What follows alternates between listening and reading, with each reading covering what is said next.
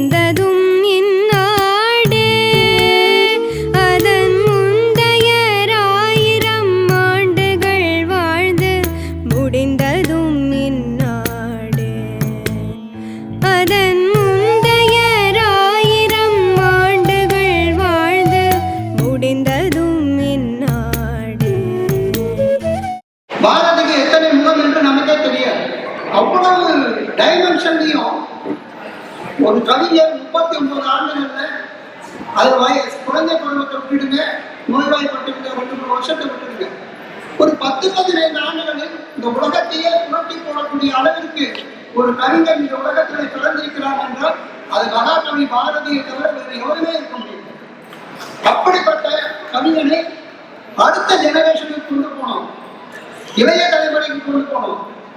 தமிழ்நாட்டில் இருந்து அவரை உலகம் கொண்டு போய் சேர்க்க வேண்டும் என்பதற்காக மறைந்த திரைப்பட இயக்குனர் விஷ்ணு, மறைந்த திரைப்பட நடிகர் டெல்லி கணேஷ், இன்றைக்கு 91 வயதிலும் சுறுசுறுப்பாக இயங்கிக் கொண்டிருக்கக்கூடிய ரஜினிகாந்த் அவர்களை வைத்து 25 படம், கமலஹாசனை வைத்து 10 படங்கள் இயக்கி இருக்கக்கூடிய SP முத்துராமன், எழுத்தாளர் சிவசங்கரி போன்றவர்களுடைய கூட்டணியில் உருவானதுதான் பாரதி விழா.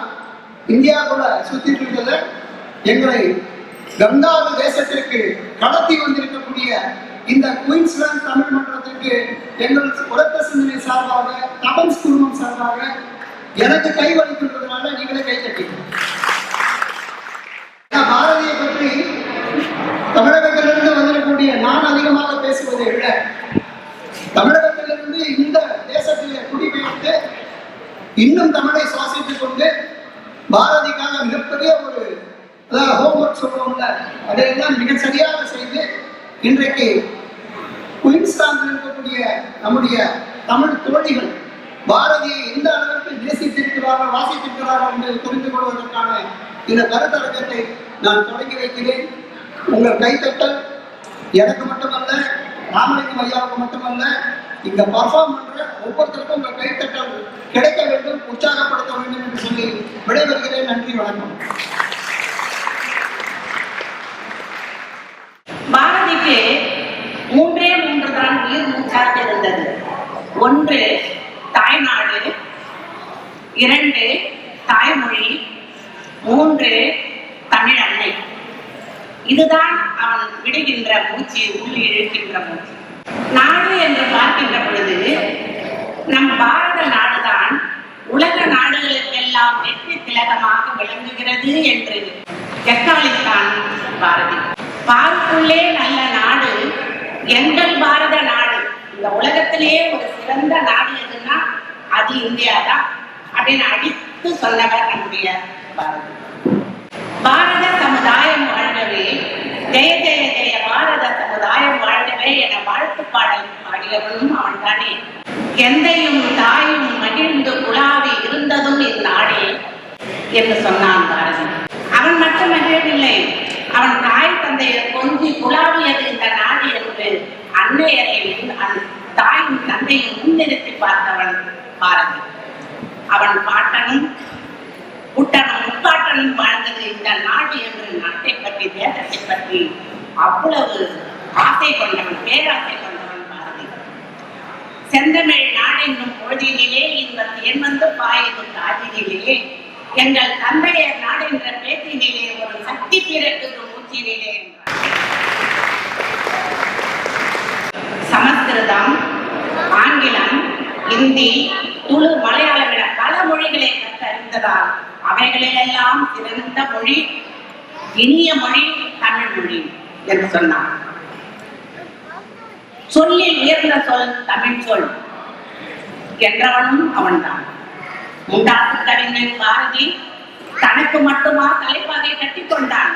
இல்லை இல்லை, தமிழுக்கே தலைப்பாகை கட்டி அழகு பார்த்தவன், கற்பனை பண்ணவன், கனவு கண்டவன் பாரதி.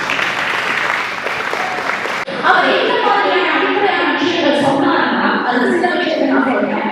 ஒன்று வந்து கல்டிவேஷன், அதாவது விவசாயம். சோறு சாப்பிடணும் இல்லையா, என்ன இல்லையா, அதுக்கு அந்த விவசாயம் செய்யறதுக்கு என்ன சொன்னாங்கன்னா, பங்கத்தில் ஓடிவரும் நீரின் மிகையால் மையத்தில் ஆவணங்களில் பயிர் செய்வோம் அப்படின்னு சொன்னாங்க. கங்கை நதிப்புறத்துக்கு போது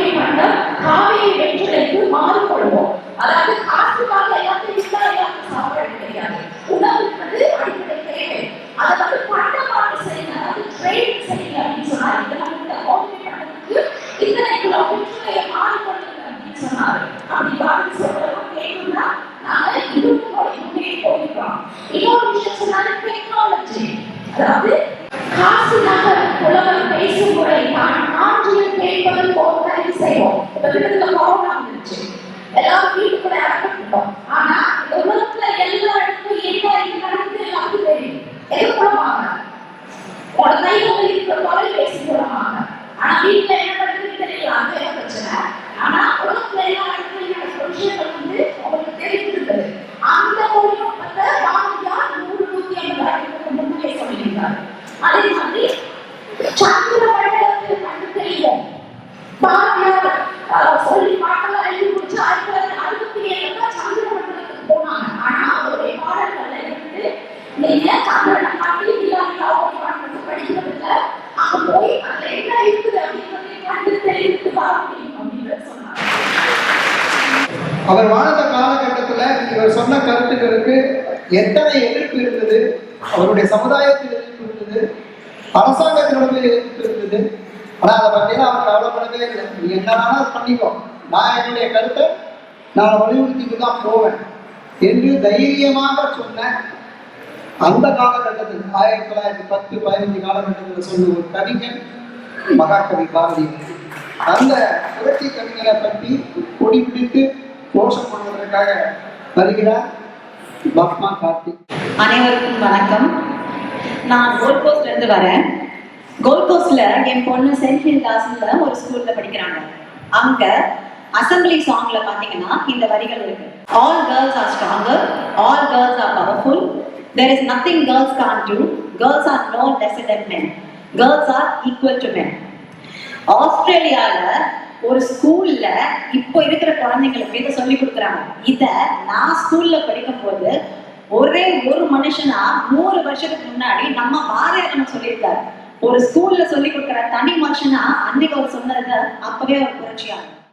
எட்டயபுரத்துல லட்சுமி அம்மாவும் சின்னசாமியும் அக்னி குஞ்சான சுப்பிரமணிய பெத்தெடுத்தது 1882ல 1882ல 11 வயசுலயே அவர் பாட்டு திறமையால பாரதின்னு பட்டம் வாங்கினவர். 11 வயசு, பிஞ்சு வயசு குழந்தையிலேயே அவர் புரட்சி பண்ண ஆரம்பிச்சுட்டார். செல்லம்மாவை உட்கார வச்சு அவர் நின்று அழகு பார்த்தாரு.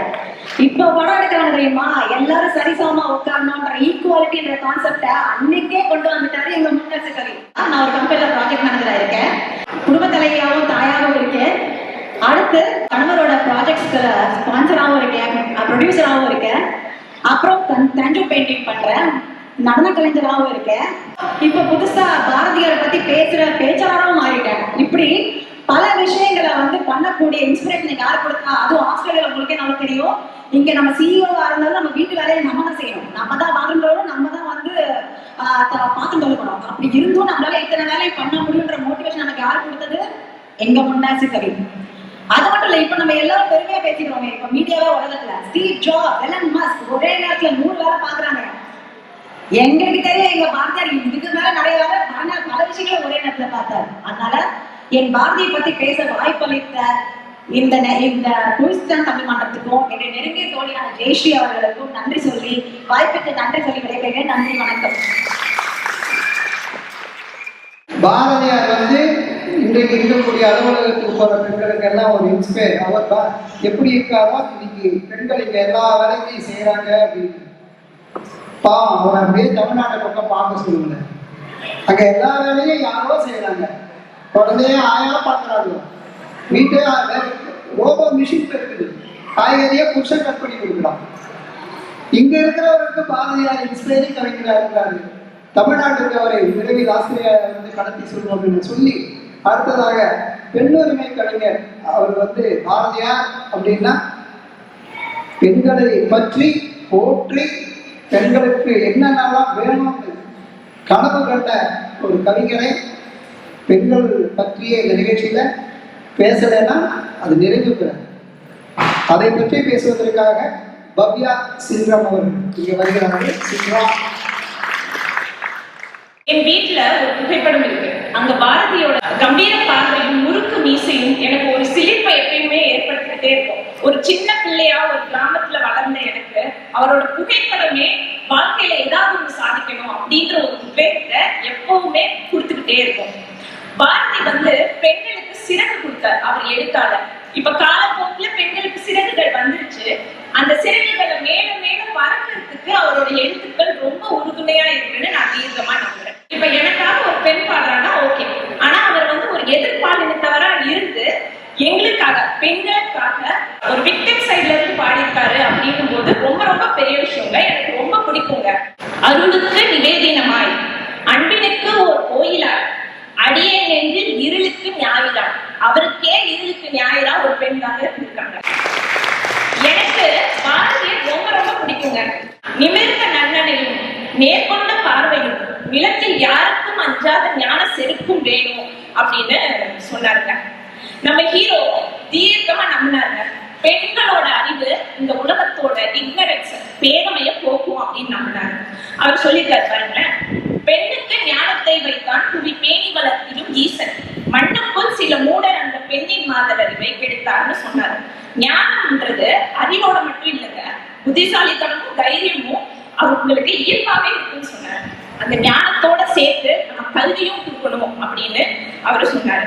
ஆனா இதுல நான் எப்படி அவரை புரிஞ்சுக்கிட்டேன் அப்படின்னா, பெண் கல்வி எப்படி இருக்கணும்னா ஒரு பர்சனல் என்டைட்டில்மெண்ட், நான் படிச்சேன் வேலை பார்த்தேன் அப்படி இருக்கக்கூடாது.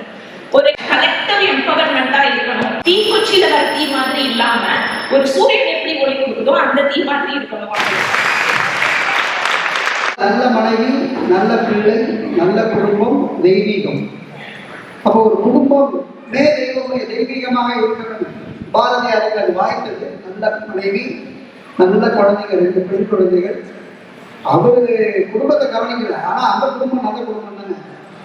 அப்படிப்பட்ட ஒரு சூழல் இருந்ததால்தான் அவரால் எல்லா தெய்வங்களையும் பாட முடியும், எல்லா மதத்தில் இருக்கக்கூடிய தெய்வங்களையும் பாட முடிந்தது. ஒரு தெய்வீக கவிஞர், அருள் பெற்ற கவிஞர் அப்படின்னு பேசுறதுக்காக இப்பொழுது வருகிறார்கள் ஜெயந்தி ராஜேந்திரன். அவர் என்ன சொல்றாரு, கோவில் இருக்கிறது மட்டும் தெய்வம் அல்ல. கோவில் அது எதுலாம் தெய்வத்தை பார்க்கிறாருன்னா, பெண் தெய்வம், அறிவு தெய்வம், சுதந்திரம் தெய்வம், அன்பு தெய்வம், உண்மை தெய்வம், என் தேசம் தெய்வம், என் தமிழ் தெய்வம், என் மொழி தெய்வம், என் நாடு தெய்வம். இதுல எல்லாத்துக்குமே அவர் தெய்வத்தை பாக்குறாங்க. அப்புறம் பக்தி பாத்தீங்கன்னா, பக்தி அந்த காலத்துல பாத்தீங்கன்னா பக்தியோட மூட நம்பிக்கை பின்னி பிணைஞ்சு இருந்துச்சு பாருங்க. நம்ம பாரதியார் என்ன செஞ்சாங்க, அந்த மூட நம்பிக்கையும் அந்த பயத்தையும் பக்தியிலேருந்து பிரிச்சாங்க. அன்பே சிவன் ஒரு படம் நிறைய பேர் பார்த்துப்பீங்க.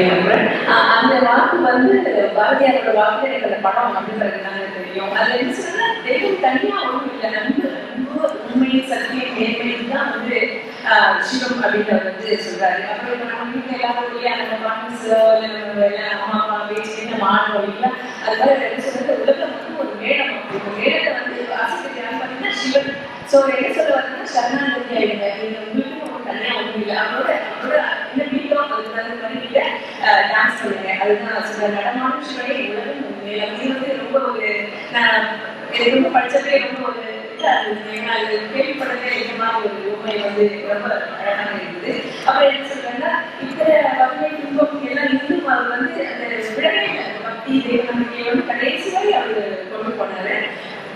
தாலியை பத்தி இன்னும் ஒரு அழகான நினைக்கிறேன். யாருமாய் இருக்கிறார், இருக்கிறார். இதுக்கு மேல அழகாக சொல்லவே முடியாது. எங்கேயுமே நீ இருக்கிற தனியா உடைப்போ நான் என்ன கேள்வி சொல்றேன், யாருமா இருக்கிறார், எல்லா இடத்துலையுமே நீ ரொம்ப ரொம்ப அழகா நிறைஞ்சி இருக்கிறார். உங்களோட கண்ணை ரொம்ப ரொம்ப ரொம்ப பெரியதுன்னு சொல்றாங்க.